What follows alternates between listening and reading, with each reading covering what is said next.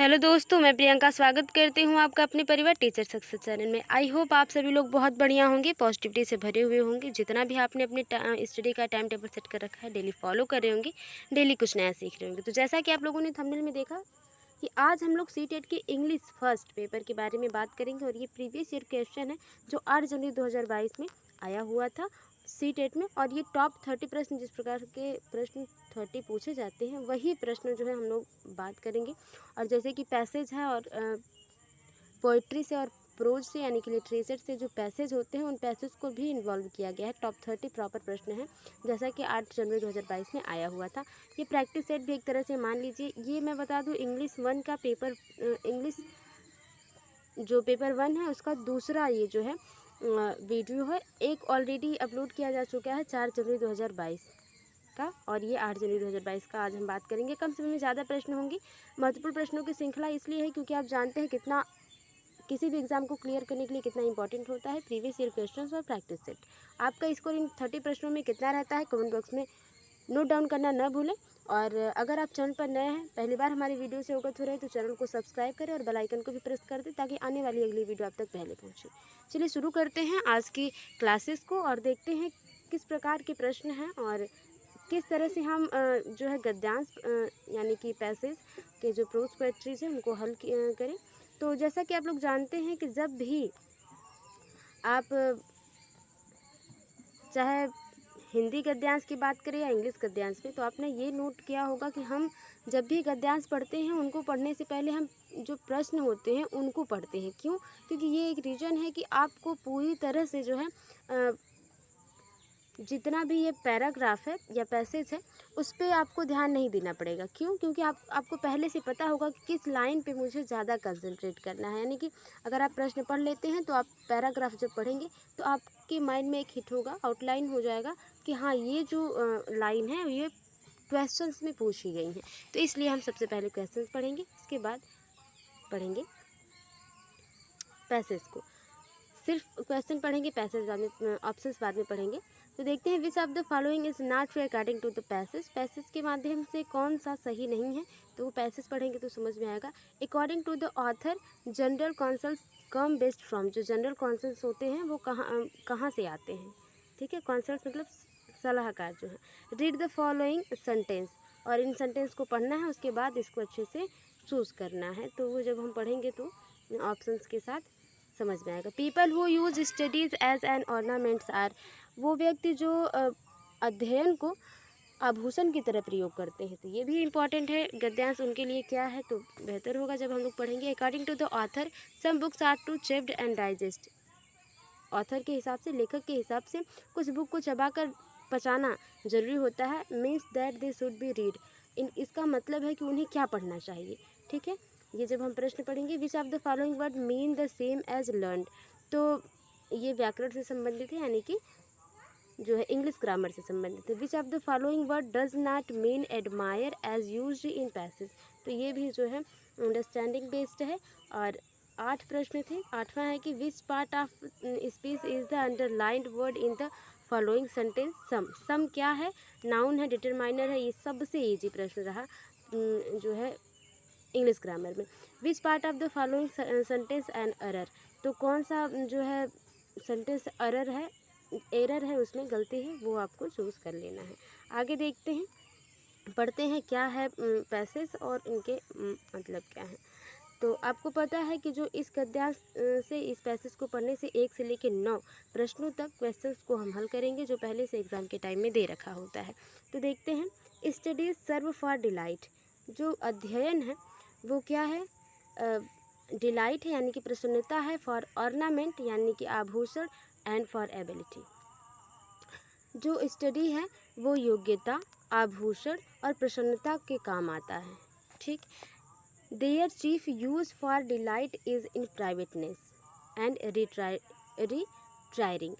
कह रहा है कि जो इनके प्रमुख हैं, जो इनके मुखिया हैं, अध्ययन के जो मुखिया यानी कि जो विद्वान लोग हैं, स्कॉलर लोग हैं, उनके बारे में बात हो रही है।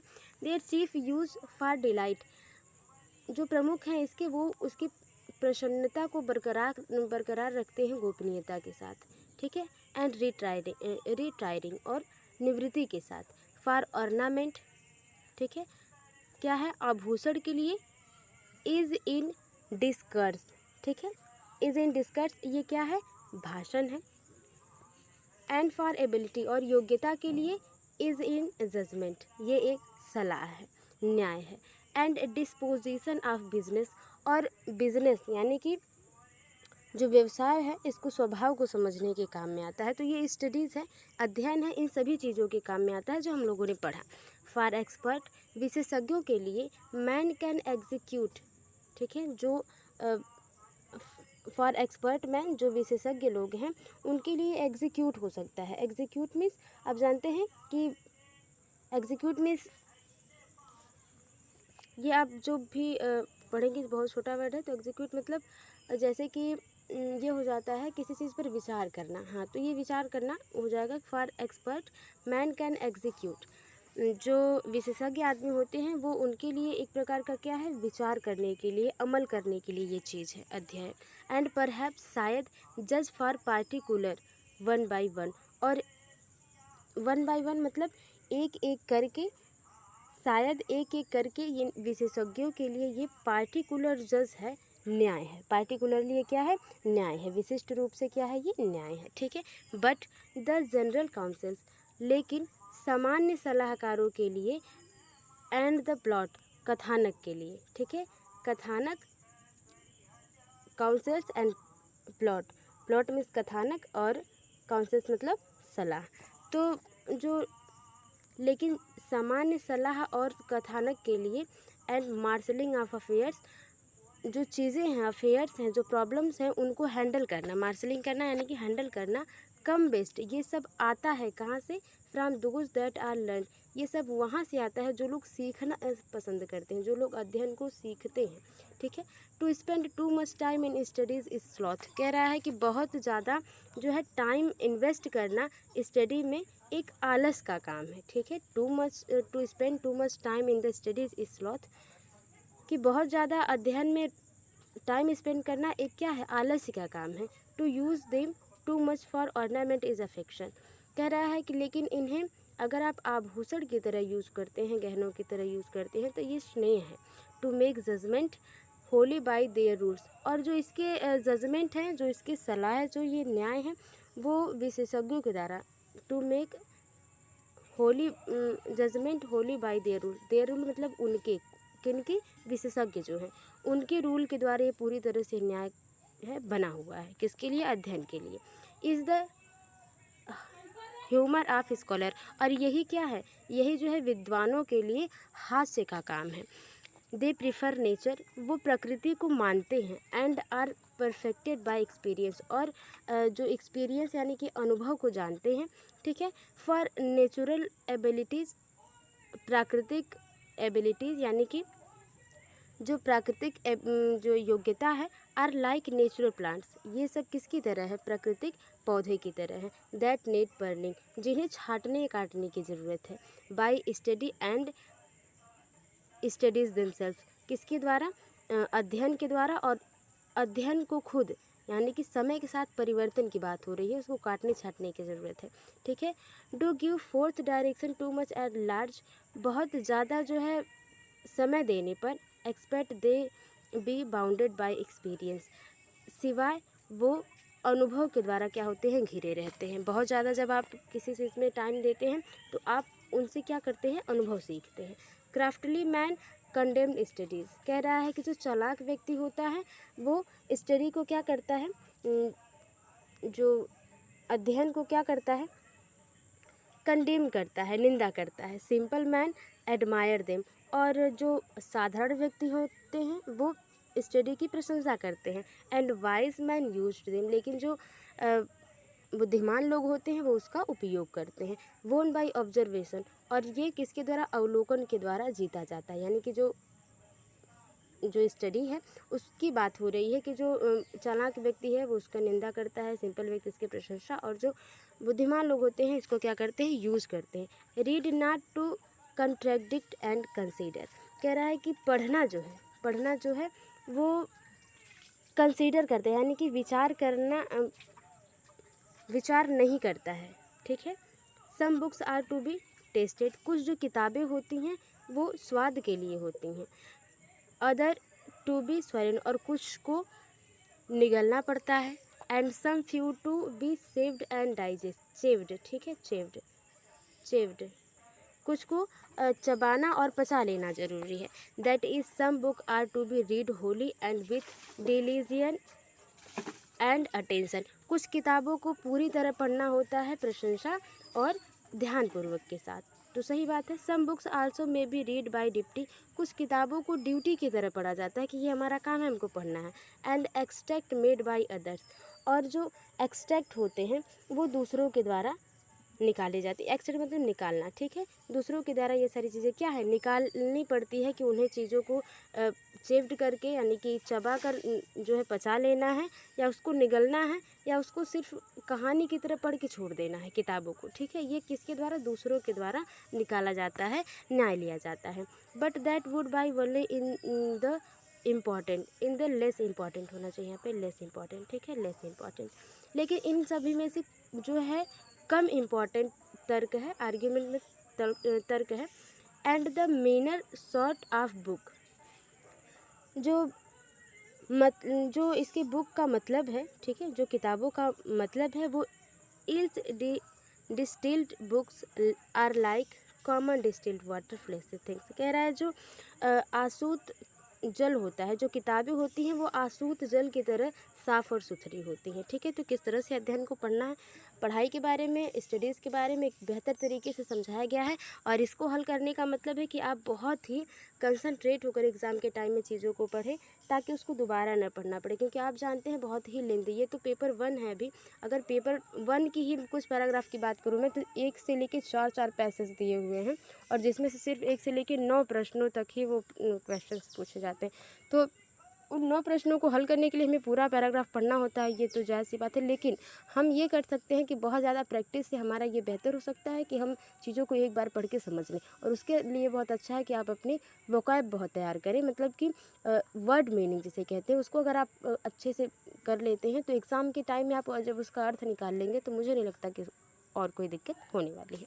पढ़ते हैं प्रश्न। Which of the following is not true according to the passage, निम्नलिखित में से कौन सा जो है पैसेज में नहीं दिया गया है, पैसेज के हिसाब से सही नहीं है। Studies are like a source of light delight, ठीक है, तो जो अध्ययन है वो प्रशंसा का साधन है, ये बात कही गई है।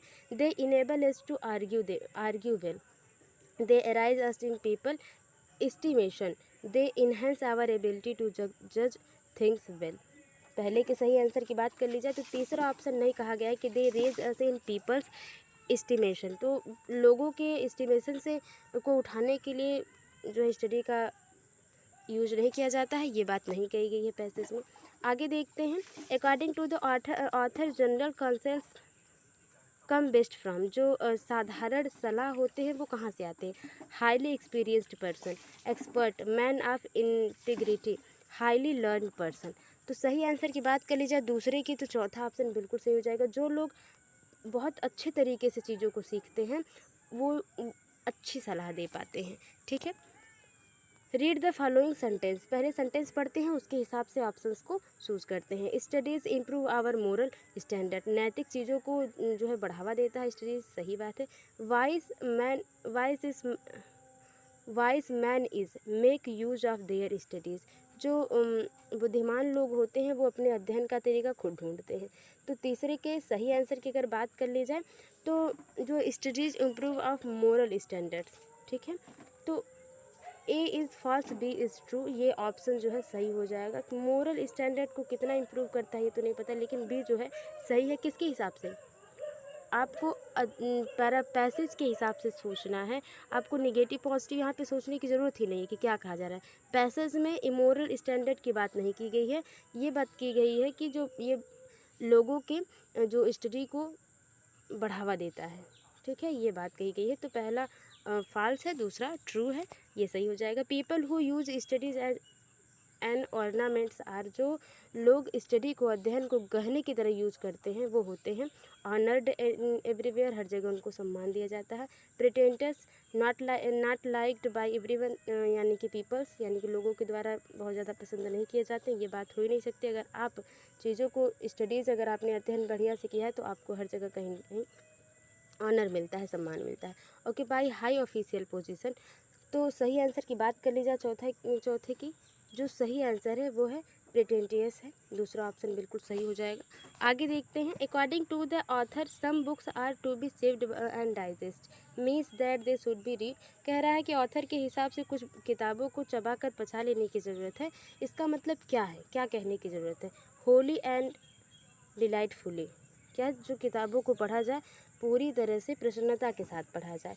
ठीक है, पाँचवें की ये बात रही। With the help of summaries के द्वारा पढ़ा जाए।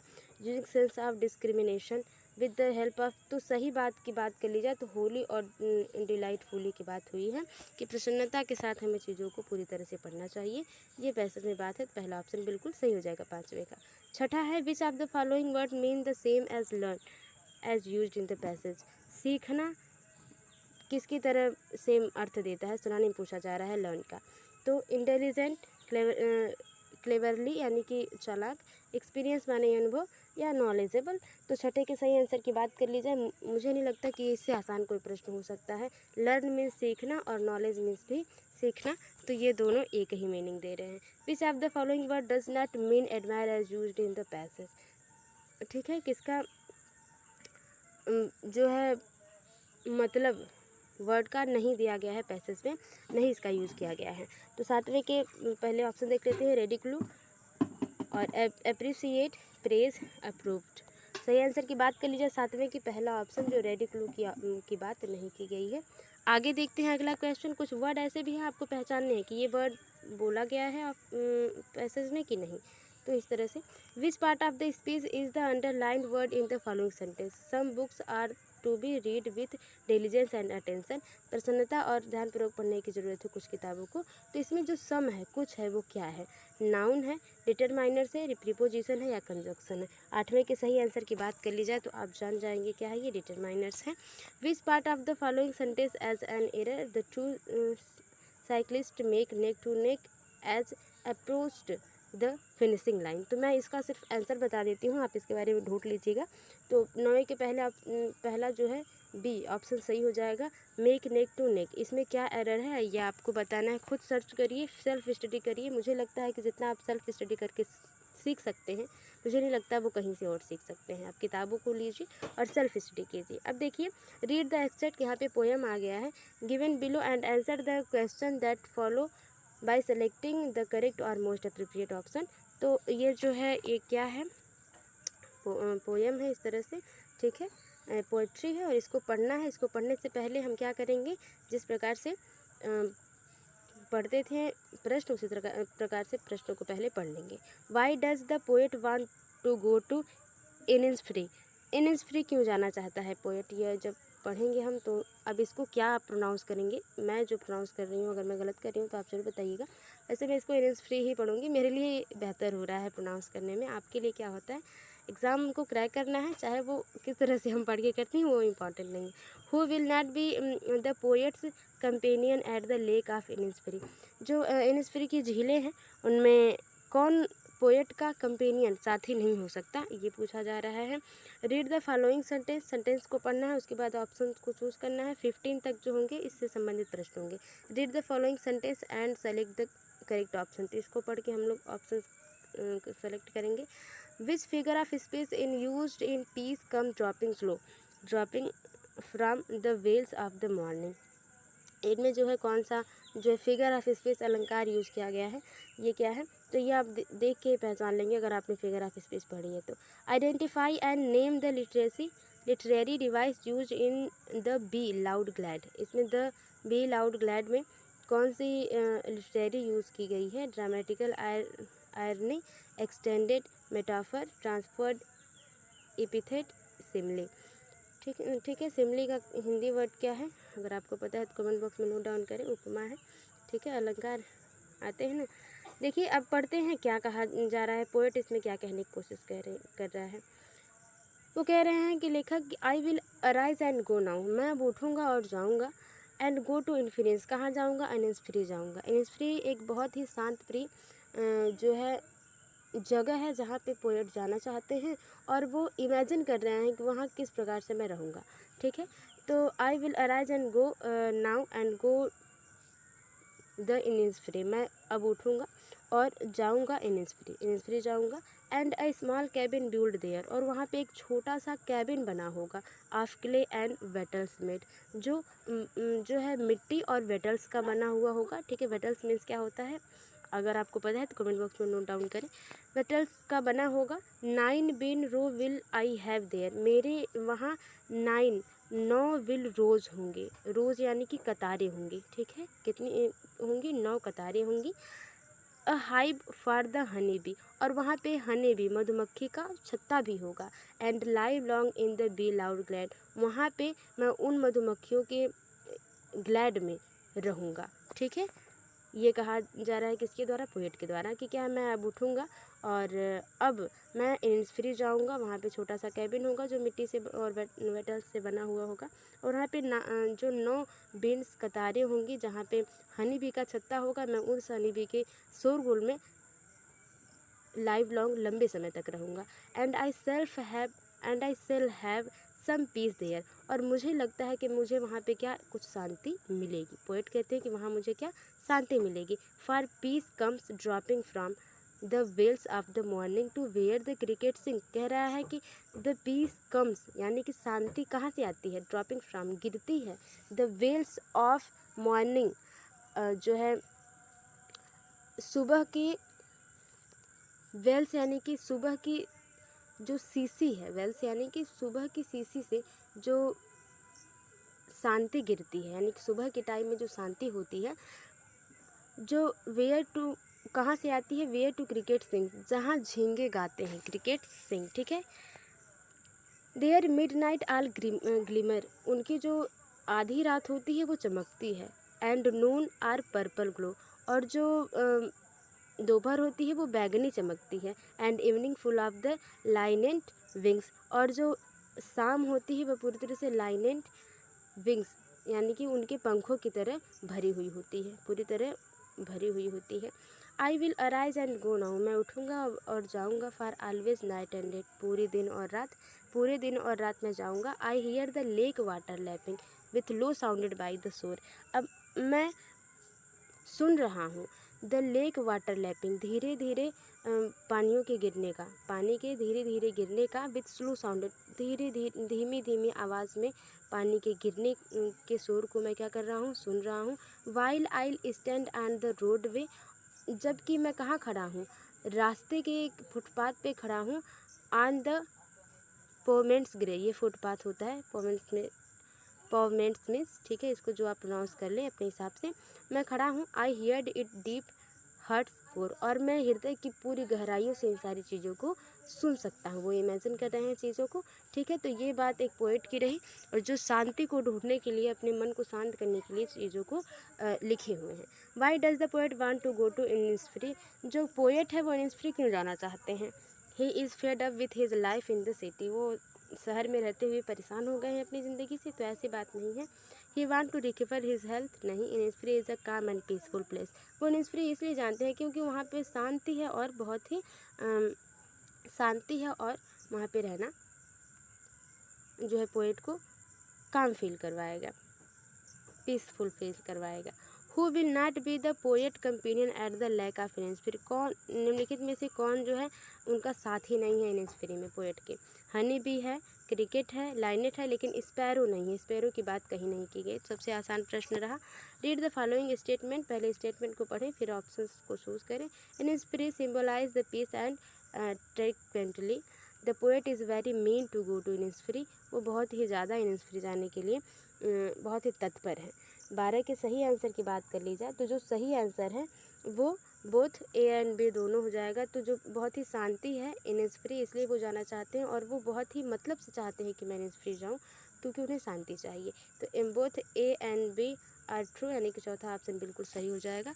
आगे देखते हैं। फिलहाल ये जो प्रश्न था इस पर यहाँ पे तो मैंने ऑप्शन सही रखे हैं, एग्ज़ाम के टाइम में ऑप्शंस गलत थे तो इस पर आपको बोनस अंक मिला था। आगे देखते हैं। Read the following statement and select the correct option. देखिए इतनी सारे स्टेटमेंट है और करेक्ट ऑप्शन को चूज़ करना है। The poet is enjoying a peaceful life in the island, वो आइसलैंड नहीं गए हैं, ठीक है।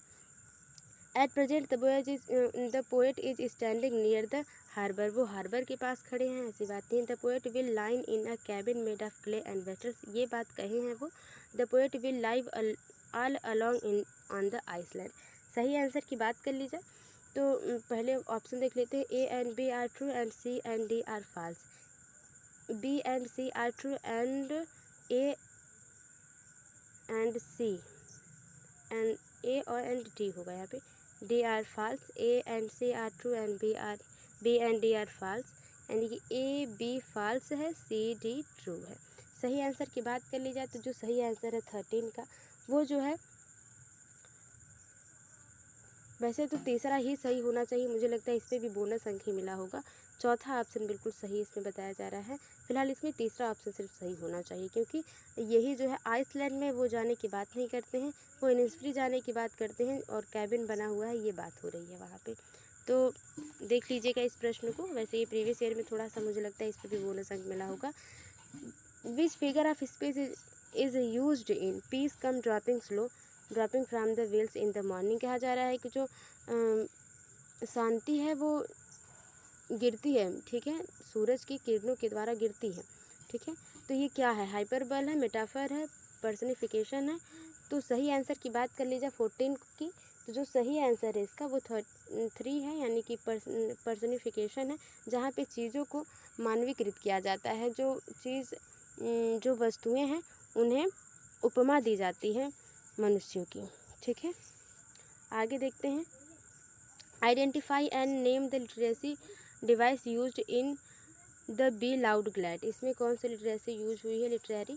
तो ड्रामेटिक आयरनी है, एक्सटेंडेड मेटाफर है, ट्रांसफर्ड एपिथेट है या सिमिली है। 15 के सही आंसर की बात कर ली जाए तो ये ट्रांसफर्ड एपिथेट है।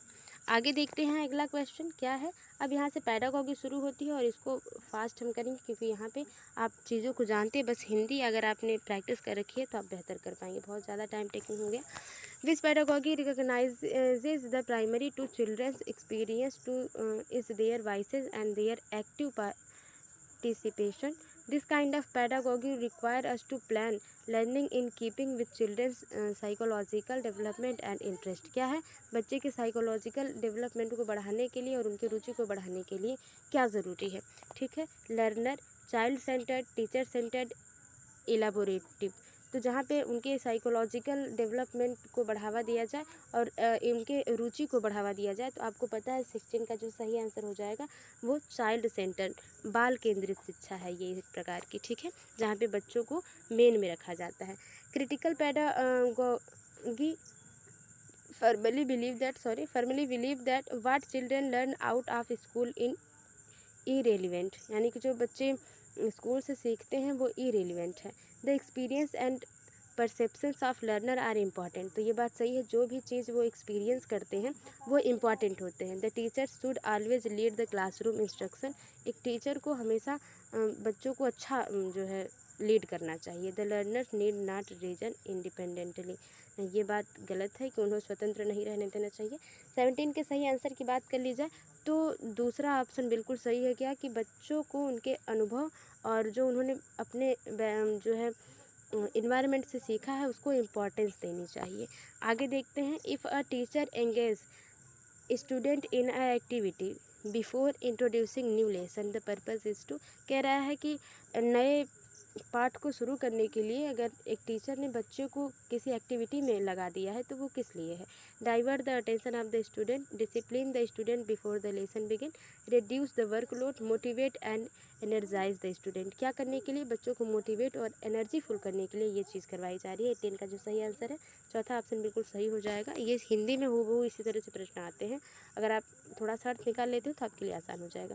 Humans learn language the way they do not other skill they do some other skills. कह रहा है कि लैंग्वेज जो व्यक्ति हैं वो लैंग्वेज को उसी तरह से सीखते हैं जैसे वो अदर काम को सीखते हैं। एंड एबिलिटीज़, अपनी योग्यता और चीज़ों को उसी तरह से सीखते हैं जैसे वो अदर चीज़ों को सीखते हैं। थ्रू एक्सपीरियंसेस, एक्सपीरियंस अनुभव के माध्यम से। Without which theories does not रिसोनेट।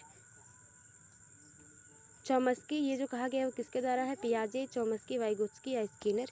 तो 19 के सही आंसर की बात कर ली जाए तो ये स्किनर जी के द्वारा कहा गया है, जो अनुभव की बात करते हैं, ठीक है। आगे देखते हैं।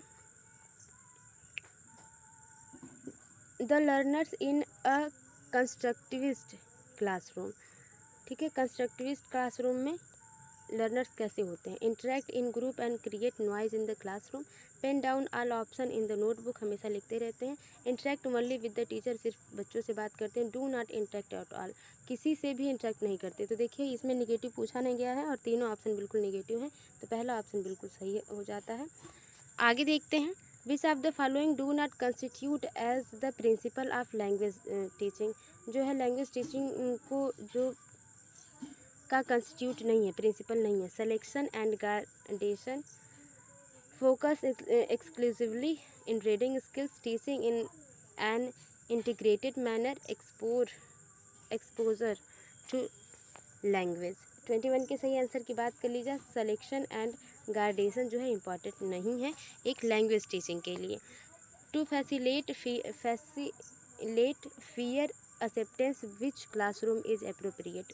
ठीक है, फियर को, डर को कम करने के लिए कौन सा जो है क्लासरूम अच्छा होगा? An inclusive classroom with diverse learners, an inclusive classroom with selected learners, an exclusive classroom with divert learner, an exclusive classroom with selected learners. 22 के सही आंसर की बात कर ली जाए तो ये इंक्लूसिव क्लासरूम होनी चाहिए, जहाँ पे अनेक प्रकार के बच्चों को बहुभाषा से सिखाया जाए। तो ये ऑप्शन सही हो जाएगा। Which of the following is not the purpose of remedial teaching. उपचारात्मक शिक्षक की बात हो रही है, उसके उद्देश्य से सही नहीं है। To eliminate effective habit, ineffective habit को जो है एलिमिनेट करना।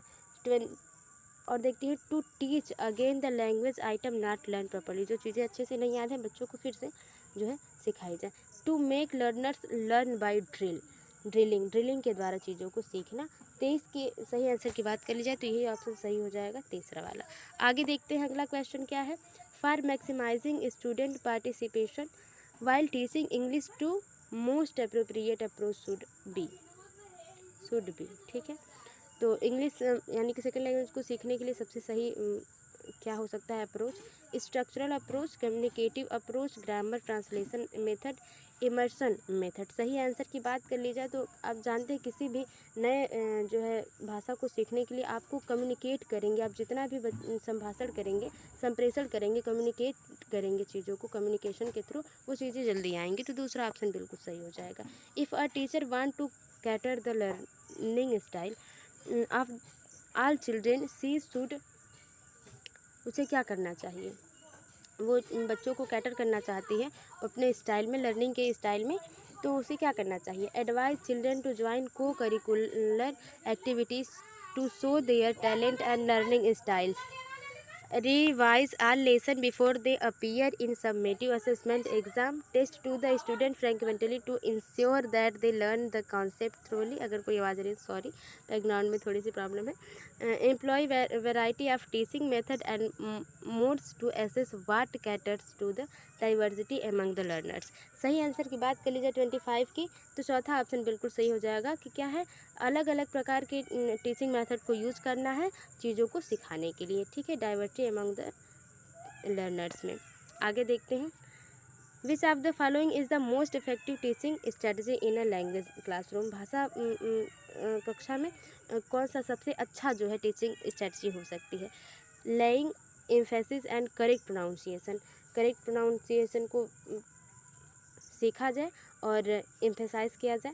Reading literature allowed from a book, emphasizing on reading with correct pronunciation and expression, discussing a topic of learner interest and focusing on vocabulary in context। सही answer की बात कर लीजिए 26 के, चौथा ऑप्शन बिल्कुल सही हो जाएगा कि उस टॉपिक पे बात करेंगे जिन बच्चों का जिनमें इंटरेस्ट है और वोकैब पे थोड़ा सा ध्यान देंगे। आगे देखते हैं, learners can be motivated to learn and master a subject when they. कह रहा है कि जो सीखने वाले हैं वो मोटिवेट हो सकते हैं किसी चीज़ को सीखने के लिए, मास्टर हो सकते हैं उसमें। कैसे? They know that they will be tested on their understanding of the subject contact in their examination. उन्हें ये जानना चाहिए कि वो एग्ज़ाम के टाइम में उन्हें उनके अंडरस्टैंडिंग बेस्ड पर उन्हें टेस्ट किया जाएगा। Believe that the work they are doing in interesting and related to their own life and their teaching life. उन्हें ये विश्वास दिलाना है कि क्या है, जो वो पढ़ रहे हैं, जो वो सीख रहे हैं, उनके लाइफ के लिए इम्पॉर्टेंट है। ठीक है, 27 की बात कर ली जाए तो anticipate that they will receive positive reinforcement for a saving instructional object. कहा जा रहा है कि उन्हें ये बताना चाहिए कि वो क्या है, वो इससे पॉजिटिव रीइंफोर्समेंट उनको सकारात्मक पुनर्बलन इससे दिया जाएगा, तो बच्चे क्या है, मोटिवेटेड रहेंगे और चीज़ों में मास्टर हो जाएंगे जो उनको सिखाया जा रहा है। तीसरा ऑप्शन बिल्कुल सही हो जाएगा। आगे देखते हैं, which strategy can not be use to train student for good speech. अच्छे स्पीच के लिए कौन सी स्ट्रैटेजी सही नहीं है। Demonstrating correct pronunciation, practising the correct position of the tongue and lips, तो ये इंपॉर्टेंट है। Providing opportunity to learn the speech in a neat life situation. 28 के सही आंसर की बात कर ली जाए, जो सही आंसर है वो है दूसरा ऑप्शन, बिल्कुल सही हो जाएगा। ये जो है इसका यूज़ नहीं करना चाहिए एक गुड स्पीच के लिए। बच्चे को correct position of the tongue and lips ये प्रैक्टिस करवानी चाहिए। ठीक है, इसकी आगे देखते हैं। Language is a system of system, बिना देखे सुने, यही ऑप्शन बिल्कुल सही है। ठीक है, लास्ट और 13 क्वेश्चन है। The idea of the comprehensible input aims at enabling to learner to manipulate and reflect the learn language, enabling the learners to master the rule of language, compelling the learners to move beyond the given input, compelling the learners to mechanically use language. पहला option बिल्कुल सही है, enabling करनी है, manipulate करना है बच्चों को, रिफ्लेक्ट करना है लर्निंग लैंग्वेज में, लैंग्वेज सीखते समय। तो ये थे टॉप 30 प्रश्न। आई होप आपको समझ में आए होंगे। वीडियो थोड़ी सी भी हेल्पफुल लगी, वीडियो को लाइक करें, शेयर करें, कमेंट बॉक्स में बताएं आपका स्कोर कितना रहा। मिलते हैं आपसे अगली वीडियो में, तब तक के लिए bye bye, take care, be positive, be motivated. धन्यवाद।